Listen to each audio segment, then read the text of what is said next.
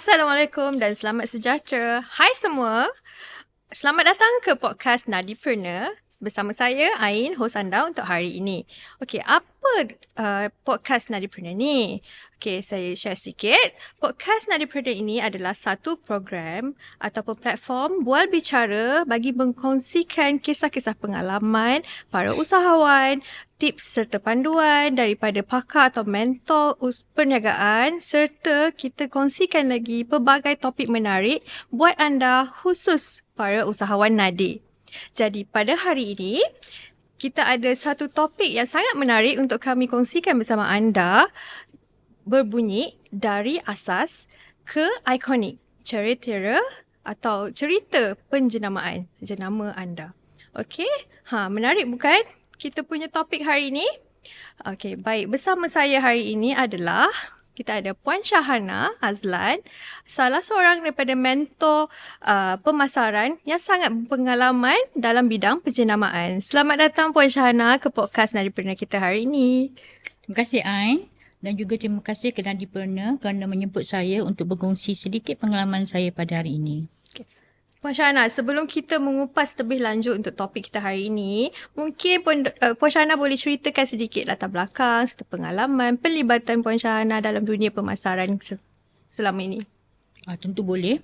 Assalamualaikum kepada usahawan-usahawan Nadipreneur semua di sana. Pertama, saya ingin mengucapkan terima kasih kerana meluangkan masa pada hari ini untuk untuk mendengar apa yang saya ingin kongsikan tentang tajuk kita pada hari ini. Tapi sebelum itu, saya ingin kongsikan sedikit tentang pengalaman saya. Okay. Saya telah berkecimpung dalam bidang pemasaran dan penjenamaan ini lebih daripada 35 tahun dah. Mungkin ada di antara anda yang belum lahir pun lagi bila saya mula bekerja dahulu. Tahun bila tu? Rahsialah. Boleh kira sendirilah kot Ain kan? Okay. Jadi saya bermula kerjaya saya dengan sebuah syarikat gergasi antarabangsa. Dan saya telah banyak menimba pengetahuan dan pengalaman. Tetapi saya hanya bertahan dalam dunia korporat hanya selama lebih kurang 17 tahun. Hanya 17 tahun. Kerana saya bercita-cita untuk bekerja sendiri. Jadi bos, jadi kuli sendiri pada waktu itu. Kerana saya ingin meluangkan masa dengan keluarga. Jadi saya telah menubuhkan satu firma konsultansi. Saya masih banyak melakukan kerja-kerja dengan syarikat international dan juga JLC. Tetapi saya mula berjinak mengadakan banyak konsultansi dan juga training, mentoring, coaching dan sebagainya dengan syarikat-syarikat Bumi Putra, usahawan-usahawan di Malaysia ini. Jujur saya katakan itulah kepuasan yang paling saya sukai bila saya dapat berkongsi ilmu dan pengalaman dengan saya dengan mereka dan membolehkan mereka mencipta kelainan dalam bisnes mereka dan sebagainya. Ada yang berjaya, ada yang masih merangkak, dan saya juga banyak juga 2-3 klien saya yang telah mencapai kejayaan yang mungkin mereka tak pernah impikan selama ini. Dan itu adalah kegembiraan dan kepuasan yang tidak dapat saya katakanlah. Okay. Terima kasih atas perkongsian sedikit tadi. Seperti saya maklumkan tadi, Puan Syahana sangat berpengalaman. Bila kira-kira lebih 35 tahun ada Puan Syahana kan? Ada. Okey. Balik kepada topik kita hari ini, dari asas ke ikonik cerita sebuah jenama. Okey, sebelum tu boleh kita fahamkan dulu apa sebenarnya yang dimaksudkan dengan jenama? Apa yang perlu dijenamakan untuk kita punya para usahawan hari ini? Okey, baik Ain. Bila kita sebut tentang jenama ramai orang fikirkan tentang nama produk tu, logo dia dan produk itu sendiri atau servis tu sendiri. Tapi sebenarnya jenama itu lebih daripada ciri-ciri fizikal. Apa yang diberikan oleh produk atau servis itu kepada penggunanya. Macam inilah. Ain sendiri adalah seorang insan. Ain mempunyai nama. Siapa nama yang ibu bapa Ain bagi pada Ain? Nur Ain. Cantik nama tu ya. Cantik nama tu. Ringkas. Jadi tapi di sebalik nama itu ialah seorang wanita yang kita nampak di depan mata kita hari ini. Ya. Jadi jenama itu lebih kepada personality, image, okey, yang dihasilkan dari apa usaha yang dilakukan oleh jenama itu sendiri untuk pamerkan atau tampilkan kepada orang ramai. Selain daripada produk ataupun servis yang mereka tawarkan. Jadi bila kita nampak satu jenama A misalnya, kita bukan hanya nampak produk itu atau servis yang ditawarkan, tapi kita nampak tentang bagaimana jenama A itu menjalinkan hubungan dia dengan kita. Jenama ni is about relationship lah sebenarnya. Jadi kalau kita nak tengok jenama itu lebih daripada produk. Jenama tu lebih dekat kepada sisi-sisi personality dan kemanusiaan dari produk dan services yang ditawarkan.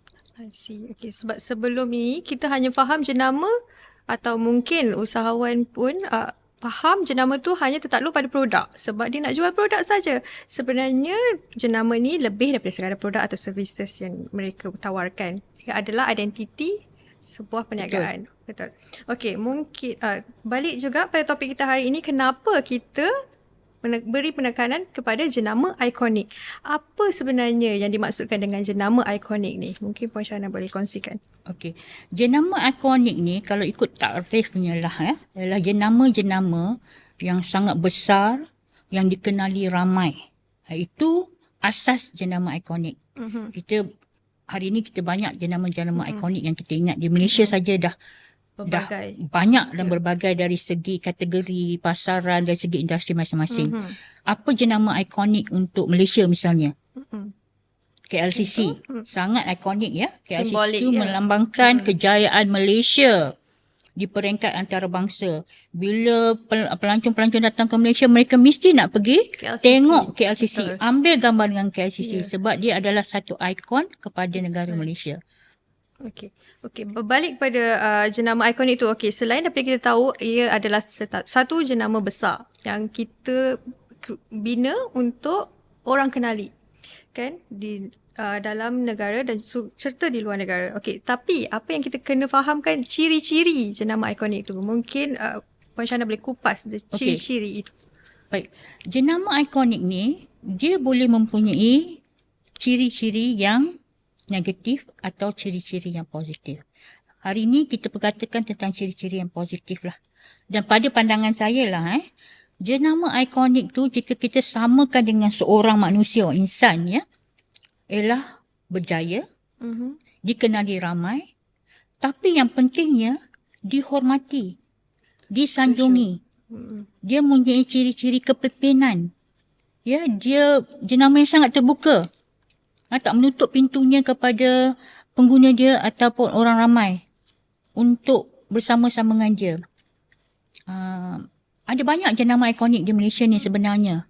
Mungkin Puan Syahna boleh kongsikan beberapa contoh untuk pemahaman kalau kita tengok usahawan kita. Old Money punya jenama lah. Kan sekarang tengah trending Old Money. Jenama-jenama seperti Burger Ramly, Betul. Kopi Hang Tuah. Ya. Satu jenama yang sudah berada di pasaran agak yang, lama yang agak lama dan mereka ikonik. Mereka sebenarnya kekal di pasaran agak lama. Ain tahu tak sebenarnya jenama Hang Tuah tu berapa lama di pasaran? Agak-agak lah. Saya tak pasti. Pada saya macam mungkin baru jumpa di pasaran. Tapi saya dengar sebenarnya dia sudah berada di pasaran agak lama. Jenama Hang Tuah tu lebih tua daripada saya. 64 tahun. Dia telah bermula di Malaysia sejak tahun 1998.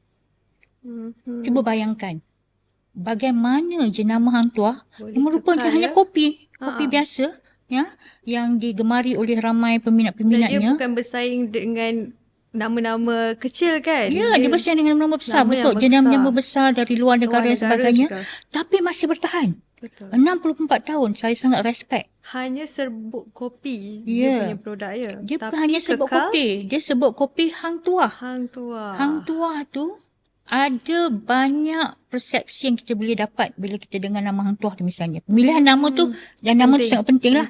Hang Tuah tu ada tradisinya sendiri, pahlawan dan sebagainya. Jadi pemilihan jenama sangat penting jenama tu dia bukan menyentuh kita punya, orang kata, fizikal kita, cara kita guna. Tapi dia sebenarnya menyentuh hati dan perasaan kita. Jenama yang ikonik akan menyentuh hati dan perasaan. Pengguna-pengguna dia, bukan hanya pengguna dia saja, tetapi orang ramai di luar sana. Walaupun saya tak menggunakan jenama tersebut, tapi dia ada satu jenama yang ikonik, saya masih hormat kepada jenama tersebut. Saya masih sayang dan kagum jenama tersebut. Tidak semestinya kita menggunakan produk Tidak. tersebut ya. Ya. Sekadar untuk kita mengenali dia mungkin telah berada dalam kehidupan kita selama yang kita berada, tapi jenama tersebut telah memberi impact yang positif kepada kita dan juga masyarakat. Betul. Betul, Ain. Itu kepentingan jenama ikonik. Okey, mungkin saya tak kata soalan ini agak kontroversi, tapi mungkin saya mahu mendengar pandangan daripada Puan Syahna sendiri. Okey, perbezaan antara jenama asas untuk dengan jenama ikonik, macam mana daripada jenama asas ni kita boleh transformasikan atau membimbing mereka ke arah ikonik.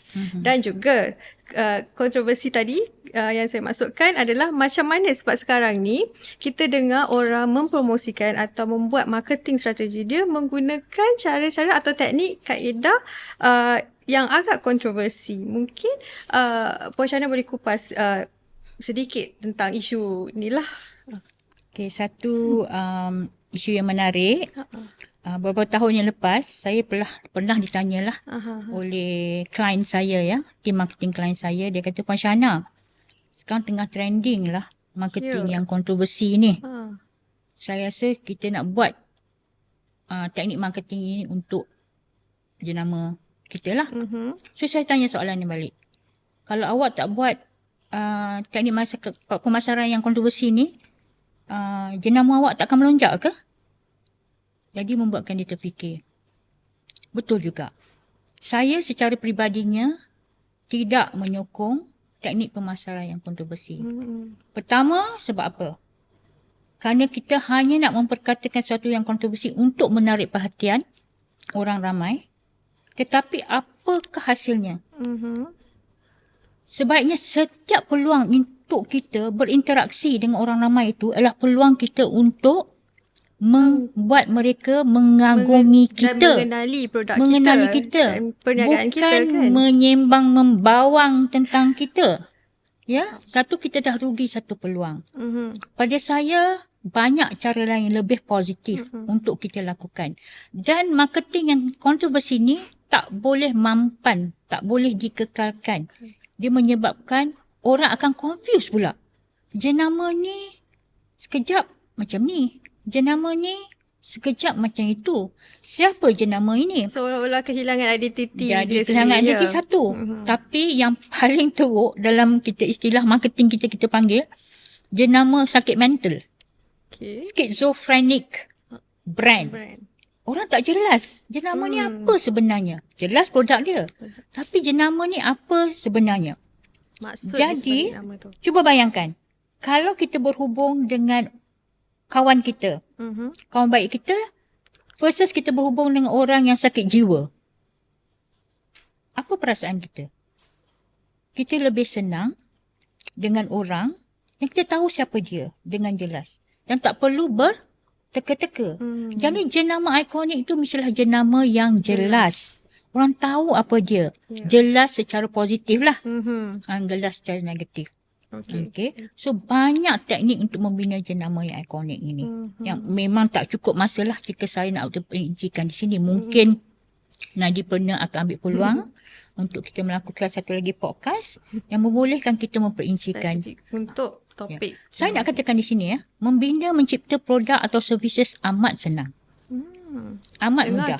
Senang. Sebab kita nampak banyak benda yang sama di luar pasaran itu. Tetapi membina jenama yang baik sehingga menjadi satu jenama yang ikonik sangat susah. Dia memerlukan pengetahuan, pengalaman untuk melakukannya. Okey, macam tu. Okey, selain daripada kita kenal jenama ikonik itu sendiri, macam balik kepada yang asas jenama untuk kita membawa ke arah jenama ikonik. Langkah pertama yang perlu usahawan kita ambil bagaimana? Okey, berbalik kepada langkah pertama Aha. lah. Pemilihan jenama tu sendiri. Pemilihan jenama Sangat penting. Okey, pemilihan jenama tu dia tak ada orang kata rules yang tetap, tapi macam kita nak pilih nama untuk anak kita.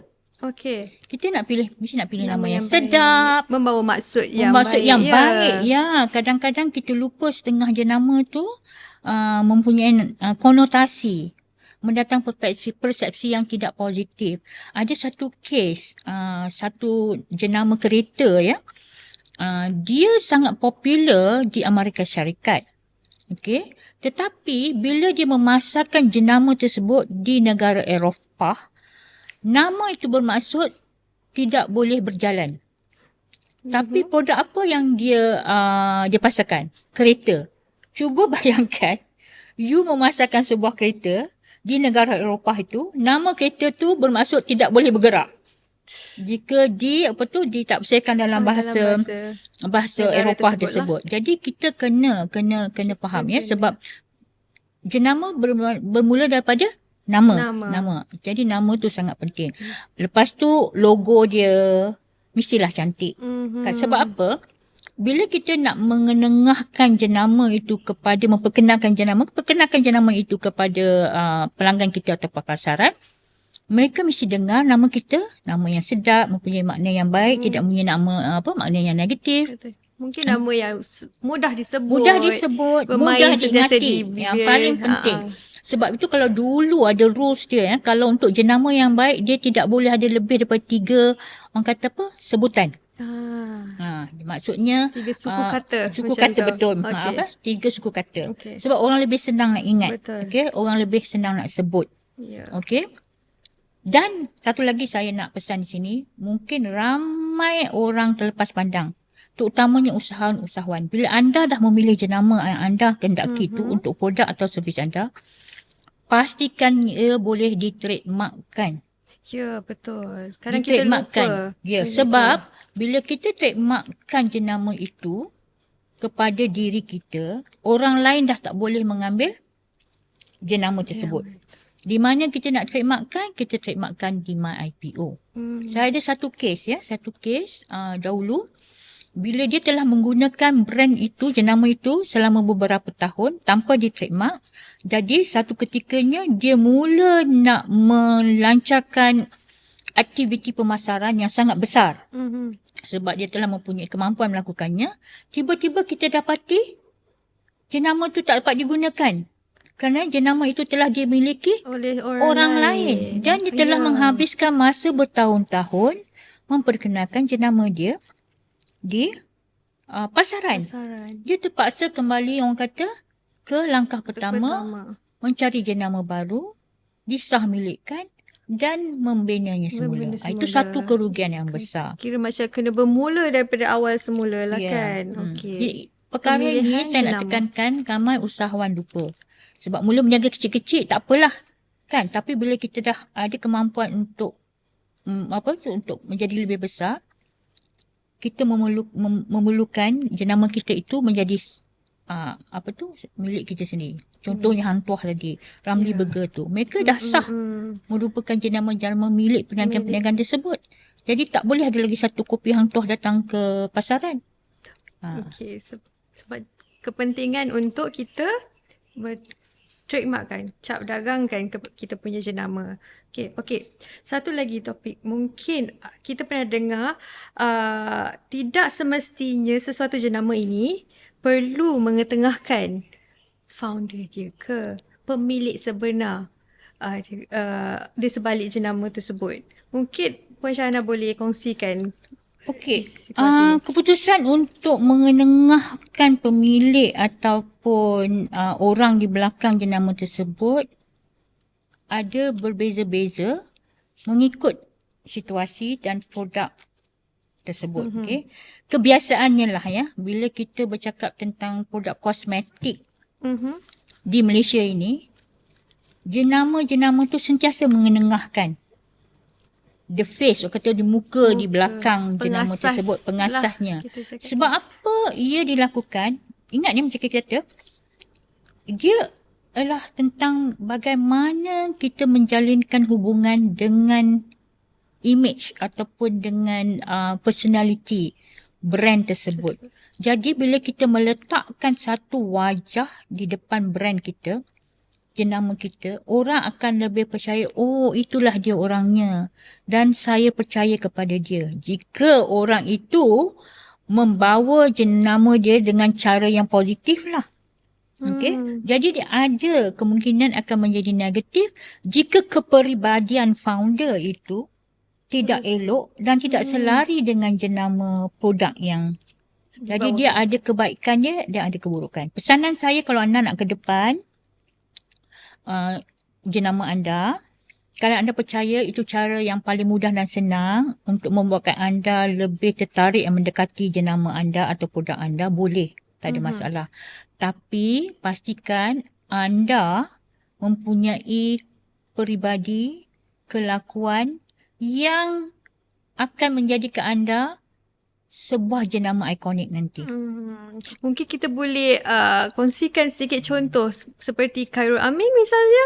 Dia mengetengahkan identiti sebenar dia dan juga nama dia sendiri sebagai satu jenama seiring dengan produk dia. Maksudnya bila dia berjaya mengetengahkan nama dia Khairul Aming, secara tidak langsung produk dia turut mendapat pengikut dia tersendiri. Betul. Kita mesti tahu, Khairul Aming sebenarnya bermula bukan dengan produk sambal niat dia, sambal dendeng dia. Dia sebenarnya bermula sebagai selebriti, dia suka masak ya. Masa mula-mula suka masak. Dia suka buat konten memasak sebagainya. Itu salah satu juga cara untuk mula membina jenama ya. Dia tunjukkan kepakaran dia memasak. Orang tengok dia masak sedap. Oh, Khairul Aming ni memang dahsyat. Dia pandai masak sedap semua. Jadi bila dia buat keputusan untuk mengeluarkan produk hasil daripada kepakaran dia, orang terus percayalah. Cuba saya yang masak. Okay? Cuba saya masak. Tak pernah orang tahu Syahana Azlan ni pandai memasak. Kalau kawan-kawan saya tahu, saya memang tak pandai masak. Yang cuba mengeluarkan produk, mungkin orang tak akan percaya. Dia Khairul Aming dia smart. Ya? Dia bermula daripada menunjukkan kepakaran dia memasak. Kemudian dia transformkan kepakaran dia ke dalam bungkusan-bungkusan yang dia panggil nama-nama tertentu. Dengan oleh itu, followers-followers dia yang ikut dia punya program masakan selama ini terus menjadi peminat-peminat dia dan mencuba barang-barang dia. Jadi itu salah satu mungkin contoh bila kita cakapkan tentang apa sepatutkah founder ada ke depan dalam mengepalai lah dia punya brand building dia, pembinaan jenama saya, itu satu contoh yang positif. Cumanya saya rasa kadang-kadang kata apa sebenarnya jenama produk dia kan. Okey, tengok kat bungkusan dia hanya tulis sambal nyet, dendeng nyet. Mungkin jenama dia nyet lah kot, Khairul Aming nyet. Sebab saya percaya kita tidak boleh men-trademarkkan perkataan sambal atau dendeng. Itu adalah satu perkataan yang asal umum. Saya sejujurnya saya boleh katakan Khairul Aming adalah salah satu jenama yang ada di pasaran sekarang, jenama anak muda yang ada di pasaran sekarang, yang saya kata mempunyai ciri-ciri untuk menjadi jenama ikonik tidak lama lagi. Ya, jika kita tengok Khairul Aming, siapa dia? Dia buat kereta Beza je kan? Betul. Dia sangat humble. Jenama yang dinamik sangat humble. Dia sangat dekat dengan orang ramai, dengan penggunanya. Tengok baru-baru ni apa dia buat? Orang mangsa bangkit dia tolong. Dia bukan tolong ke bawah jual produk dia. Tapi dia ke bawah untuk menolong orang-orang yang kesusahan, yang memerlukan dia. Jadi orang kata, oh, Khairul Aming ni dia macam savior tau. Di mana orang memerlukan, orang kepayahan, kesusahan, dia ada di situ untuk membantu.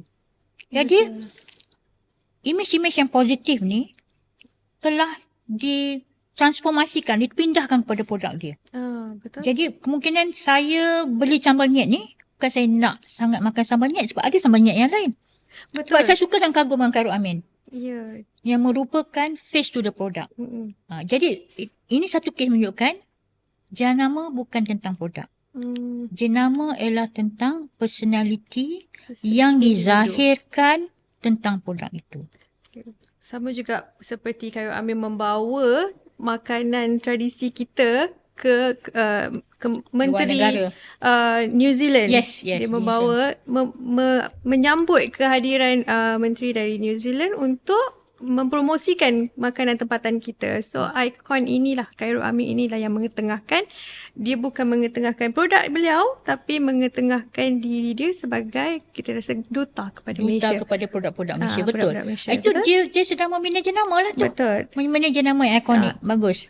Jenama tidak semestinya pada produk, tapi kepada individu itu sendiri. Jadi saya nasihatkanlah kepada usahawan kat luar tu. Janganlah sibuk nak cuba mencipta jenama dengan teknik-teknik yang kontroversi. Ya, Banyak caranya. kita ada cara yang lebih Banyak positif cara lebih dan positif. akan lebih kekal lama. Betul, saya betul. percaya. Bertahan. Ya, betul. Okey, itu kita ketengahkan di mana pengasasnya sendiri, jenamanya dikedepankan. Tapi kita ada juga satu contoh, dia punya pengasas, founder dia, usahawan ini berada di belakang tabir setelah sekian lama, tapi nama dia kita kenal jenama ini sebagai satu jenama sendiri. Tanpa kita mengenali siapa orang ataupun pengasas di sebalik nama tu. Seperti Maidin. Kita kenal nama Maidin adalah sebagai satu pasaraya. Tapi siapa tahu produk jenama Maidin ini telah berada di pasaran sangat lama. Mungkin Masya Ana boleh kongsikan. Maidin dah berada di pasaran sejak tahun 80-an lagi. Ya. Mereka betul. bermula dengan sebuah kedai runcit yang kecil di Kota Baru ke Terengganu, tak silap saya lah. Ya. Saya kagum dengan Datuk Amir ni. Dia ni walaupun old school, tapi dia Saya percaya sangat golongan belia sekarang pun relevan kagum dan kenalkan dia. Kenal jenama Maidin tu melalui dia. Betul. Ya. Kalau sebelum ni kita tengok founder ataupun tuan punya businesses yang agak era-era saya lah ya, yang mungkin dah masuk dalam 50-an, 60-an dan sebagainya, selalu berada di belakang. Ya. Tidak mengenengahkan diri mereka. Betul. Tetapi dalam kes Datuk Amir ni, dia mengikuti peredaran zaman. Itu satu lagi ya. Jenama yang ikonik sangat-sangat mengikuti peredaran zaman. Mereka tak duduk dalam gua batu. Betul. Mereka tak duduk Peredaran dalam gua serta batu. teknologi semasa lah. Ya, mereka cuba berseiringan dengan teknologi-teknologi yang terjadi. So saya sangat impress dan kagum dengan Datuk Amir kan. Dia buat konten-konten untuk orang-orang muda, dia keluar dalam TikTok, dia keluar dalam Instagram, dan dia buat dengan sahaja, dengan bersahaja. Jadi betul. pada saya sekarang Maidin ni macam dah jadi satu jenama yang fun pula. Ya, yang menyeronokkan. Walaupun saya mungkin tak sering ke Maidin, tapi pada saya dia memberi gambaran yang positif. Oh, ini sebenarnya orang di belakang Maidin. Bukannya orang muda. Datuk Amir. Datuk Amir rasanya dah umur 70 dah ke kan. Tapi dia menunjukkan dia jenama yang sangat fleksibel. Yang mengikuti peredaran zaman. Dan dia cuba nak mendekati golongan yang lebih muda. Jadi bila kita nak dekati golongan muda ni, kita pun kenalah. Bukanlah cuba jadi orang muda. Kan? Tapi kita cuba buat aktiviti-aktiviti yang lebih dekat kepada lebih dekat ke hati mereka. Bukanlah Datuk Amir pergi buat benda-benda yang pergi main game ke apa ke, tidak kan. Betul. Tapi konten-konten dia sangat bersahaja, fun. Yang mudah diikuti oleh segenap lapisan lah. So dia jadi menyebabkan dia lebih terserlah. Ya, jenama Maidin tu lebih terserlah di galangan orang-orang muda. Orang muda. Okey, kita banyak dah sentuh pasal jenama ni. Rasanya kalau kita nak kupas jenama, pelbagai jenama lagi kita boleh jadikan contoh. Tapi untuk podcast kita hari ni, rasanya kita dah kupas pelbagai segmen, pelbagai contoh kategori setiap jenama. Okey, untuk kita cerita lagi lebih lanjut, mungkin kita akan sambung di lain hari mungkin, sebab pelbagai lagi kita boleh kupas daripada isu ini. Betul Puan Syahana kan? Okey, so jadi sebagai seorang yang berpengalaman dalam dunia pemasaran ini, mungkin sedikit kata-kata motivasi daripada Puan Syahana kepada para usahawan nadi kita hari ini agar lebih fokus kepada penjenamaan mereka. Okay. Sekali lagi saya nak tekankan, produk senang dibina, senang dicipta. Tetapi jenama amat payah. Di antara jenama dan produk yang mana akan membolehkan kita kekal di dalam pasaran dan meninggalkan legasi ialah jenama. Bila kita ada jenama yang baik, yang dihormati, apa saja produk yang kita bawa, orang akan menerimanya dengan senang hati. Ya, so itu satu message. Cipta produk yang baik tapi juga mula fikirkan untuk membina jenama. Banyak teknik dia, mungkin dalam sesi yang lain kita akan boleh berkongsi tentang teknik-teknik untuk membina jenama. Membina jenama ni macam kita memelihara lah, untuk memelihara seorang anak. Daripada yang kecil hingga besar, macam mana kita nak membuat acuan supaya dia menjadi seorang dewasa yang berjaya, yang merendah diri, tidak sombong dan sebagainya, dan mudah didekati. Jadi, jika saya nak rumuskanlah, jika untuk membuatkan anda semua ingat tentang topik jenama yang kita perkatakan hari ini, saya nak berkongsi tentang peribahasa ini. Okey? Ain, sila jawab ya. Okey. Harimau mati meninggalkan apa? Belang. Betul. Kalau manusia mati? Tentulah kita tinggalkan nama dan legasi kita. Betul. Jadi, satu produk atau satu bisnes itu mungkin tuan punya yang memulakannya sudah tiada, tetapi jenama yang diciptakan itu ialah apa yang ditinggalkan. Jenama yang positif dan ikonik akan sentiasa dikagumi zaman ke zaman. Ya. Satu, itu ingatan yang paling penting. Kita punya vision, kita punya tujuan ialah membina satu empire business yang akan meninggalkan legasi yang positif melalui jenama kita yang ikonik itu. Dan kekal sampai bila-bila. Betul, kan? betul. Okay. Terima kasih banyak-banyak Puan Syahana atas perkongsian yang sangat bermanfaat pada hari ini. Okay, harapnya akan memberi panduan kepada para usahawan nadi kita di sini untuk menggunakan ilmu yang dikongsikan dalam perniagaan dan produk-produk tuan-puan sekalian. Okay, dengan itu saya akhiri kita punya podcast hari ini dengan Assalamualaikum. Kita jumpa lagi di lain hari. Terima kasih. Bye-bye.